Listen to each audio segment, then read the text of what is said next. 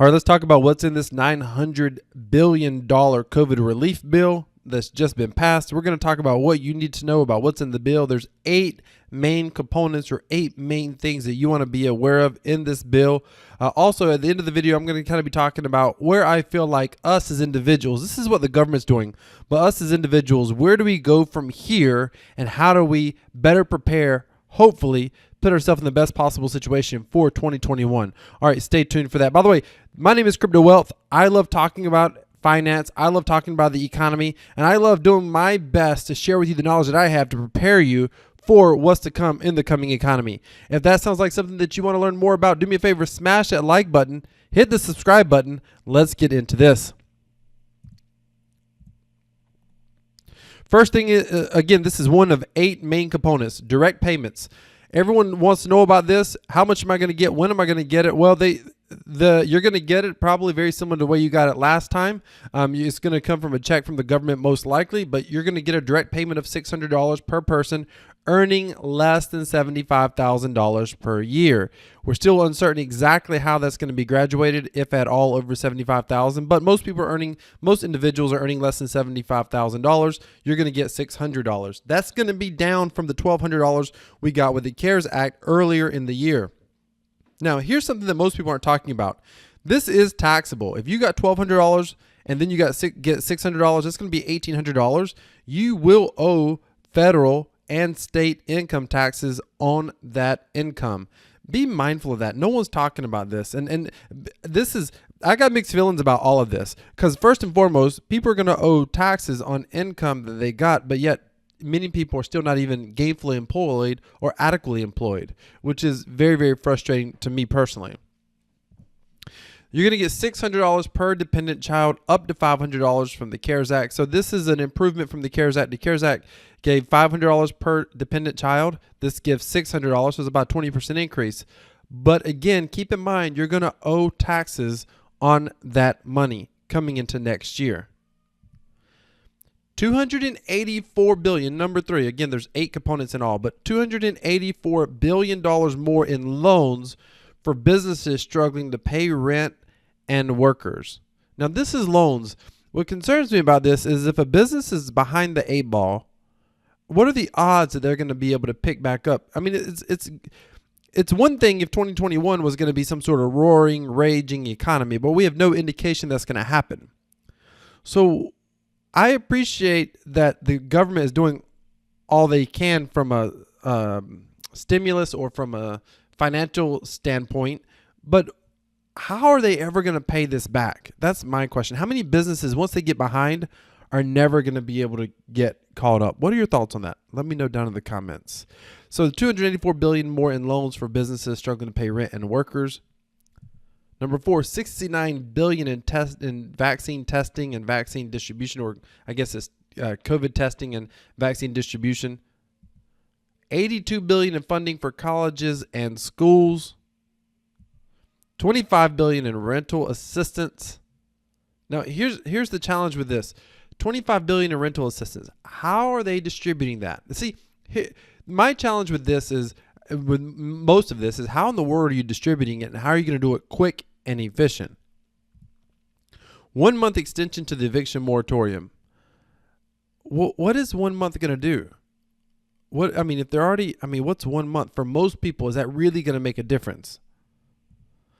Oh, that was supposed to be number 8. I didn't change the number. Sorry about that. $13 billion in food assistance. Again, how do they get that out there? And this is number 8. Sorry, $15 billion for stages, venues, theaters, and the arts.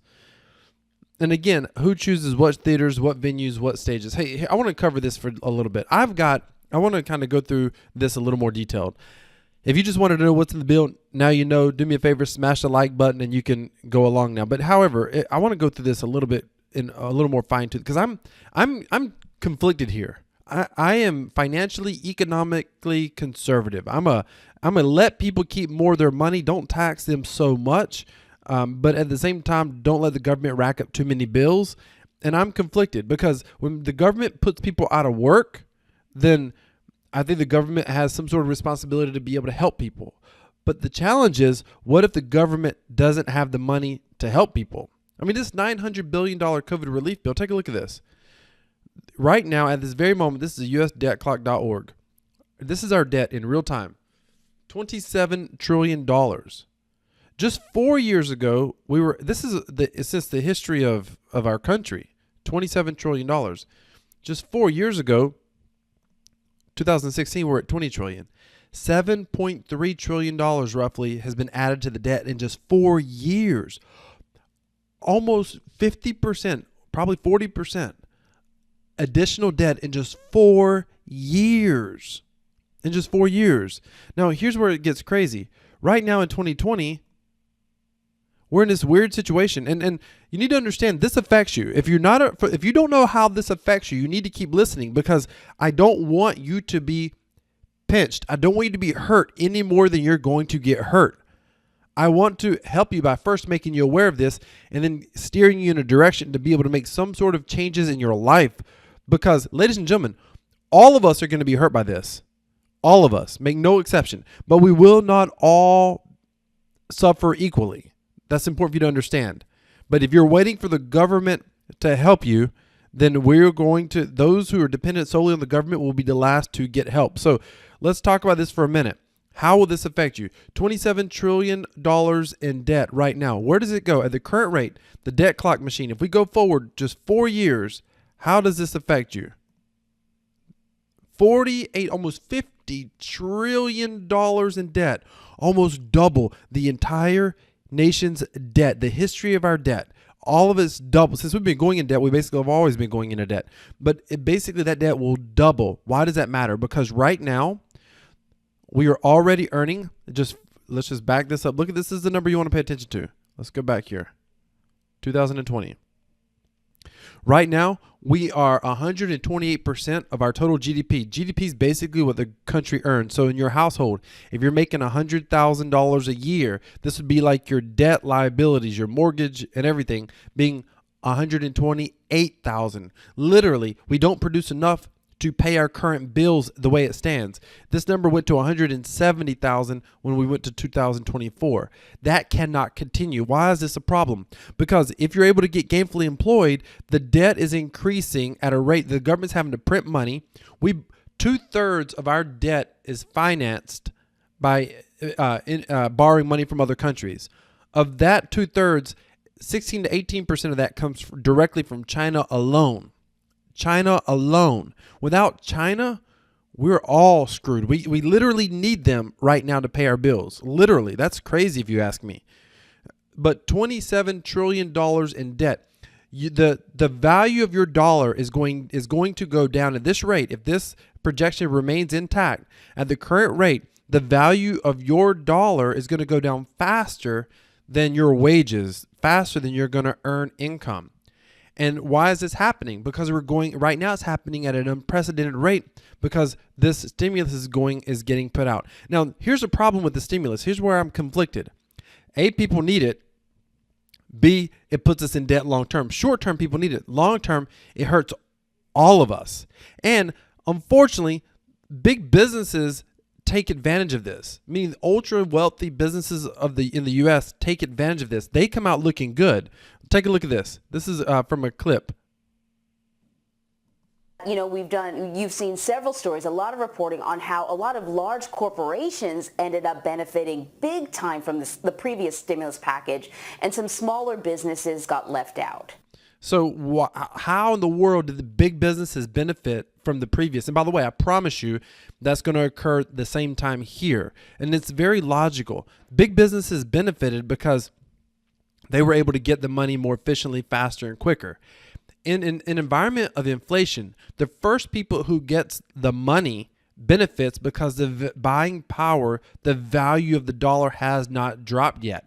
The buying power, the value of the dollar only drops once those dollars start circulating. So the government prints money.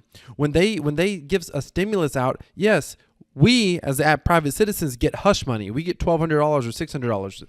But big businesses in some cases get millions, hundreds of millions. Industries get billions of dollars.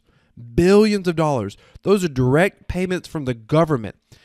When they start spending that money, it eventually goes down in value, but they have it to buy and invest with. It's only once that money gets churning in the economy that the buying power drops because there's a large supply of that money in the economy. I hope this is making sense to you. So big businesses benefit. The gap between the wealthy and the poor gets larger and larger and larger. In fact, look at this. It almost feels like this is by design. I'm not saying it is, but it almost feels this way. You get a direct payment of $600. Great. What does that really do for you? I mean, what does it really, truly do? Unemployment benefits. Oh, I didn't include that in here. Unemployment goes up. There's an extension to the unemployment benefits. I left that out. Sorry. Of $300. $500, the CARES Act for each dependent child. Great. How far is that going to take you? I mean, are you going to have a job in a month? Then this $284 billion, this is in loans, not grants, loans. And a lot of this is going to go to big businesses. If it goes to small businesses, first of all, it takes far longer to get to small businesses. Many mom and pop businesses, the hardware down the road, the hardware shop, the hardware store down the road, the restaurant, they're struggling. They're not going to get this in time. Many of them are already sinking. And this money never gets paid back. It's not going to get, the vast majority, I'm going to tell you now, the vast majority of this $284 billion does not get paid back. Why?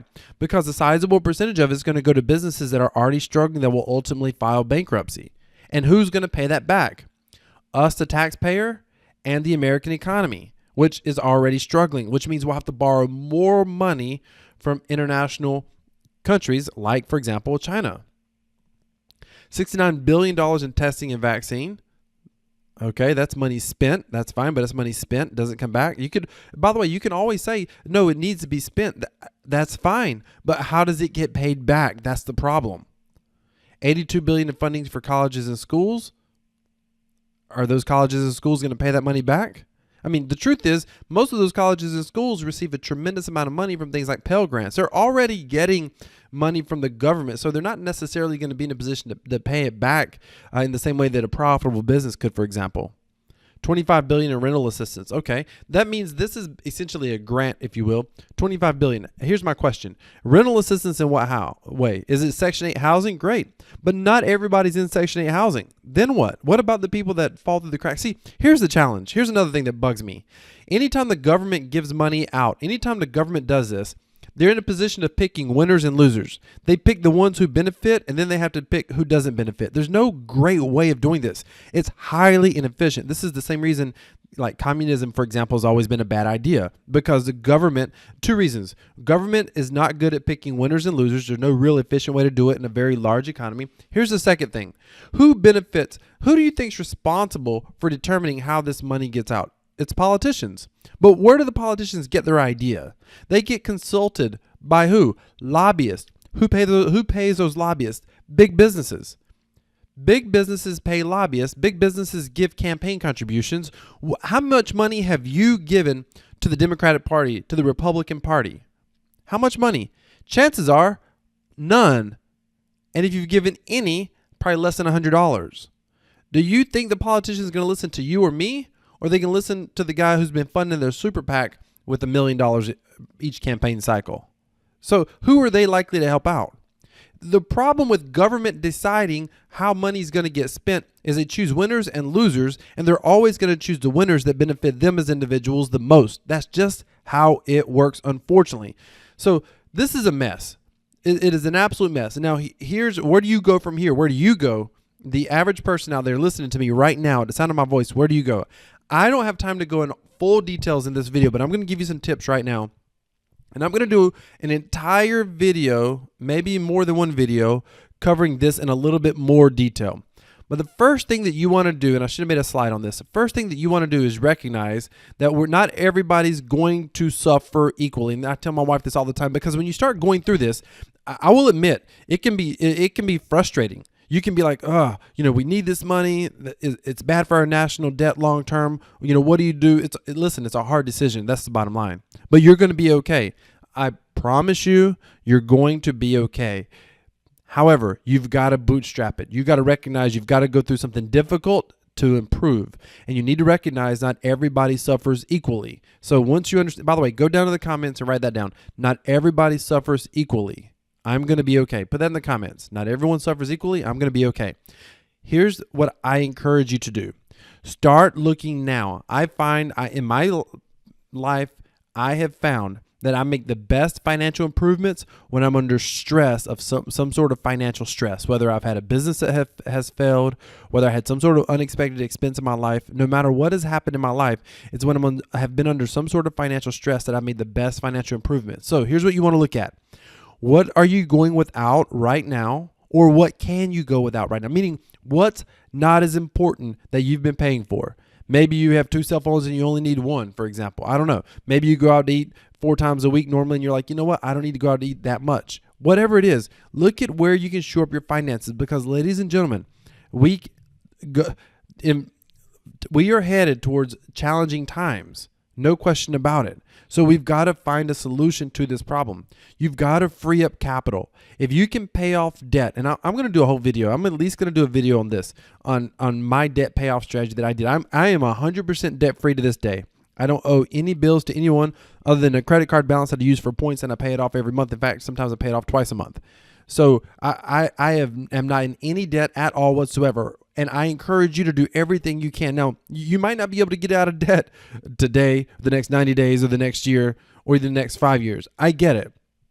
But if you can decrease your monthly needs, maybe you need $4,000 a month to pay your bills. If you can increase that to $3,800 or $3,500, that is a big deal. That's what it's about. It's about decreasing your monthly nut, meaning that monthly requirement to just stay at even. Because if you can decrease that, listen, when you're debt free, then you're in a position where literally almost any job can cover your must-need expenses. And then when you make extra money, you can use that for things like investing, buying assets, investing in real estate or the stock market or cryptocurrency market or whatever, starting up businesses, whatever you want to use it for. But the first thing you have to do is get out of debt. So I encourage you to get out of debt. Do your best to be gainfully employed. If you're unemployed now, a lot of people are not looking if they're unemployed and they're receiving unemployment. Now, I know this is going to go against the grain. Even if you're getting unemployment, even if you're getting the COVID unemployment, you're like, hey, this is a bonus for me right now. I don't have to do anything. I'm going to encourage you to start looking for a job right now. And I'll tell you why. Because most people are going to start looking when unemployment runs out. And then it's going to be much more difficult to get jobs when everyone else is getting jobs. Listen, I learned a long time ago that 98% of people are wrong at 98% of the time.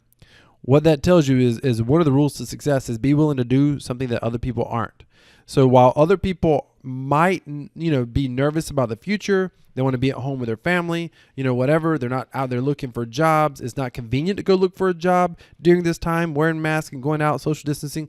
But there are some businesses out there, maybe in the healthcare fields. And you're like, hey, I don't have I'm not a healthcare professional. There's other jobs in healthcare fields. For example, someone needs to be a janitor. Someone needs to work in support. Someone needs to work in logistics. There's other types of jobs out there. Start looking to be gainfully employed now. And just because you have a job doesn't mean it's going to be your only job. Find something that you can do right now for yourself. I highly recommend that. Pay off your debt. Make sure you're gainfully employed. And if possible, start saving some money, because just because you're gainfully employed today don't mean you're going to be gainfully employed tomorrow. Also, be sure to subscribe to this channel. I'm going to talk about a very specific strategy about debt payments that I use, and I use this strategy even today in my investing. People said to me, Crypto Wealth, where do you get money to invest? Well, first of all, I could tell you that I've had successful businesses that I've built. I have successful investments. I could tell you all of that. But the reality is it doesn't matter how much you make. It's how much you keep financially. And our government has never learned this, by the way. They cannot keep money because they're not spending their own money. They're spending our money and money that we're borrowing. So it's not how much you make, it's how much you keep. I've had times where I've made a lot of money in my life and times where I've made a lot less money in my life. But the most powerful skill was how to pay off debt and how to manage the money that I was earning. And I'm going to do a whole video on that probably within the next 3 to 4 days. So be on the lookout for that. Hit that subscribe button, hit the bell notification icon. Ladies and gentlemen, this is what's been in the COVID relief bill. $900 billion COVID relief bill that has been passed.